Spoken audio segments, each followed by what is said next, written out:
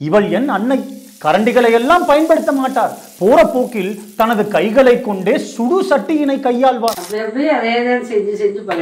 என் தாய் கடந்த 23 வருடங்களாக மாதா மையத்தில் சமையல் வேலை பார்த்து வந்தாள். அதிக நேரம் அனலிலேயே நின்று வேலை பார்த்து வந்ததால் டீசென்சிடைசேஷன் ஆஃப் தெர்மல் நாய்ஸ் ரெசெப்டார்ஸ் எனில் அவளின் கைகளில் உள்ள சின்னஞ்சிறு நரம்புகள் யாவற்றிலும் உணர்திறன் குறைந்து விட்டது. அதனாலேயே அவளால் இந்த அனலை சமாளிக்க முடிகிறது. கேர்லெஸ் ஃபார்மேஷன் எனில் அதிக சூட்டின் காரணத்தால் தோள்களுடைய வெளிப்புற அடுக்கினில் அதிக கெரட்டினோசைட் செல்கள் வளர்ந்து தோள்களும் தடிமனாகிவிட்டது.